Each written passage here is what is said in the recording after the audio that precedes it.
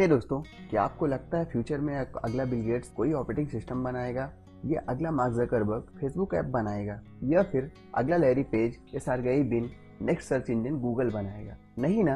यदि आप इन लोगों को कॉपी करके सेम चीजें बना रहे हैं तो आप उनसे कुछ भी नहीं सीख रहे हैं। और हाँ, इस तरह की चीजें कॉपी करके आप बहुत ज्यादा ग्रोथ या तरक्की हासिल नहीं कर सकते। तो दोस्तों, ये सारी बातें मैं बताऊंगा पीटर थिल की बुक 0 to 1 से, जिसे फॉलो अप करके आप अपना बिजनेस या स्टार्टअप शुरू कर सकते हैं। तो ये एक एंटरप्रेन्योर और बिलियनियर है। ये फोर्ब्स 400 में एक पावरफुल पर्सन है और पेपाल के को फाउंडर भी हैं। अभी तक आपने ये वीडियो को लाइक और चैनल को सब्सक्राइब नहीं किया है तो कर लीजिए, जिससे कि आने वाली सारी वीडियो का नोटिफिकेशन मिलता रहे। तो let's begin. Lesson number 1, the challenge of the future. पहले लोग एक स्थान से दूसरे स्थान तक जाने के लिए घोड़े का प्रयोग करते थे, तो हम उसे फॉलो करके उससे भी अच्छा सॉल्यूशन एक घोड़ा गाड़ी को लेके आते हैं। इससे हम लोगों की परेशानी को थोड़ा कम कर सकते हैं। इसे कहते हैं 1 to N जाना, यानी पहले से बनी हुई चीजों को कॉपी करके या उसमें थोड़ा सुधार करके प्रॉफिट कमाना। इसे हॉरिजॉन्टल सक्सेस भी कहते हैं। इसमें हमें सफलता बहुत ही कम मिलती है। तो वहीं जिसने आउट ऑफ बॉक्स सोचा और घोड़ा गाड़ी के बदले एक कार का इन्वेंशन किया, जिससे लोगों को एक स्थान से दूसरे स्थान तक जाने के लिए आसान हुआ, इसे वर्टिकल प्रोग्रेस या सक्सेस कहते हैं। एक दूसरा एग्जांपल देखते हैं। पहले लोग लैंडलाइन फोन इस्तेमाल करते थे। अगर उसी को कॉपी करके वैसे ही 100 और फोन बनाते हैं तो ये हॉरिजॉन्टल सक्सेस है। इससे ह्यूमन लाइफ में थोड़ा ही इम्प्रूव होगा। लेकिन वहीं स्मार्टफोन का इन्वेंशन एक आउट ऑफ बॉक्स थॉट है और इससे उसने ह्यूमन लाइफ में काफी सुधार करा। इसे 0 to 1 ये वर्टिकल सक्सेस कहते हैं। Lesson number 2, party like it's 1999। ये ऐसा क्वेश्चन है जिसे बहुत से लोग डिसएग्री हो सकते हैं, क्योंकि 0 to 1 शुरू करना आसान है। सन 90 के दशक में इंटरनेट का आविष्कार होने के बाद बूम पर था। इंटरनेट के कारण ही अमेजन आज इतनी बड़ी कंपनी बन गई। पहले लोग बुक्स पढ़ने के लिए उसकी कॉपी खरीदते थे। सपोज किसी राइटर ने बुक्स लिखी और उसकी 1000 कॉपियां बनवाई। उस बुक की डिमांड बढ़ने की वजह से मार्केट से वो सारी बुक सेल हो गई। अब नेक्स्ट उसे फिर उस बुक को रिप्रिंट कराने का खर्चा आएगा। लेकिन अमेजन ने टेक्नोलॉजी का यूज करा, क्योंकि बुक प्रिंट करने से कहीं ज्यादा सस्ता है इंटरनेट पर उसकी कॉपी बनाना। और अमेजन के फाउंडर ने ये अच्छे से करा। उसने बुक्स को सीडी, डीवीडी, पेन ड्राइव और पीडीएफ फाइल में बना के सेल किया और अच्छी अर्निंग करी। तो वहीं दूसरा एग्जांपल देखते हैं। सन 1999 में ऑथर ने पेपाल को शुरू करा, जो कि अपनी तरह का इंटरनेट से पैसे भेजने का पहला आइडिया था। इससे पहले एक जगह से दूसरी जगह पैसे भेजना बहुत टफ था। लोग पैसे पहुंचने का हफ्तों तक वेट करते थे, तब कहीं जाकर उनके पैसे सेंडर को पहुंचते थे। लेकिन ऑथर ने पेपाल को स्टार्ट करा और इससे इंटरनेट बूम की वजह से आज पेपाल वर्ल्ड की $1 बिलियन कंपनी है। इस तरह के स्टार्टअप को 0 to 1 प्रोग्रेस कहते हैं। Lesson number 3, all happy company are different. इसका मतलब है कि बहुत बड़ी कंपनी भी एक खराब कंपनी हो सकती है। एक एग्जांपल देखते हैं। अमेरिकन एयरलाइन कंपनी हर साल करोड़ों डॉलर कमाती है, लेकिन 2012 में जब एवरेज फ्लाइट का किराया $178 था, तो दूसरी एयरलाइन कंपनियों से कंपटीशन की वजह से एयरलाइन पर पैसेंजर केवल 37 सेंट ही प्रॉफिट कमा रही थी।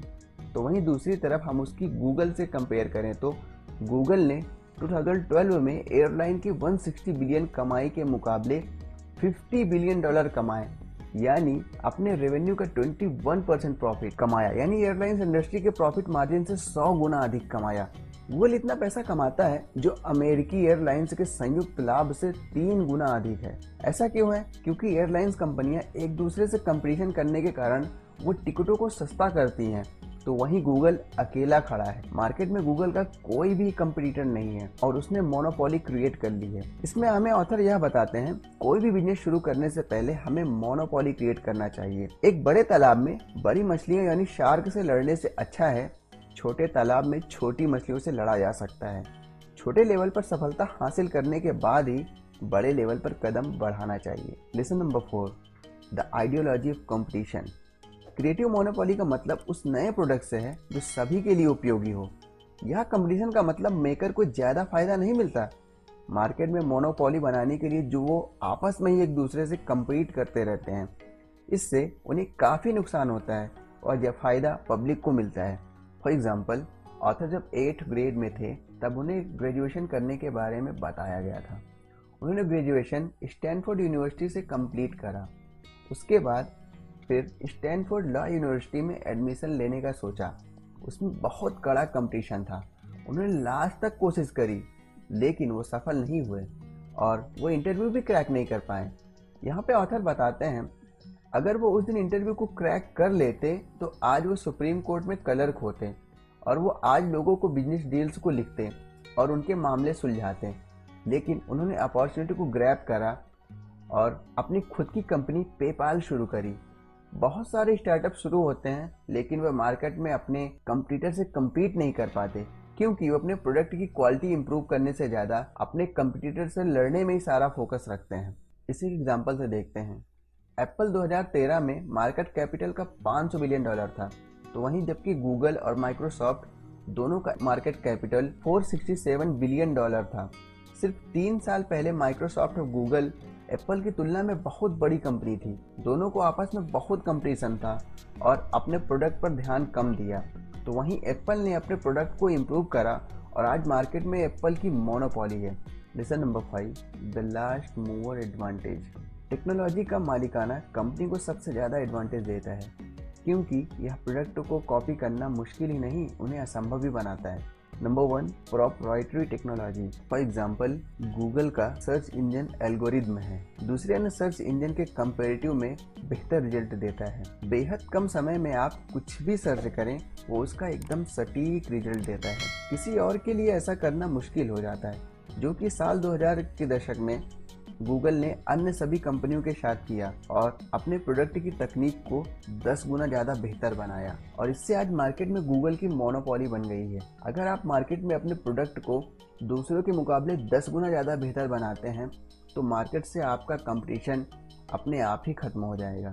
दूसरा एग्जाम्पल देखते हैं, नेटवर्क इफेक्ट। यदि आपको किसी भी फ्रेंड की फेसबुक पर अपनी आईडी नहीं है तो जाहिर है आप भी अपनी आईडी नहीं बनाओगे। यदि कोई भी व्हाट्सएप नहीं चला रहा है तो जाहिर है आप भी व्हाट्सएप नहीं चलाओगे। मार्क ज़करबर्ग ने जब फेसबुक बनाया तो केवल अपने दोस्तों से साइन अप करने के लिए और उनसे चैट करने के लिए बनाया था, लेकिन आज व्हाट्सएप और फेसबुक को ग्लोबली हर कोई इस्तेमाल कर रहा है। आज फेसबुक एक $multi billion कंपनी बन गई है। दोस्तों, ये थी कुछ बातें 0 to 1 बुक से। आपको ये लेसन कैसा लगा हमें कमेंट करके ज़रूर बताइए। अगर आपको ये पूरी बुक पढ़नी है तो मैं इसका लिंक नीचे डिस्क्रिप्शन में दे दूंगा, वहां से जाके आप इसे खरीद सकते हैं। दोस्तों, इस वीडियो को अपने फैमिली मेंबर के साथ भी शेयर करके बेल नोटिफिकेशन को ऑन कर दें, इससे कि सारी वीडियोस का नोटिफिकेशन आपको मिलता रहे। And last, thanks for watching.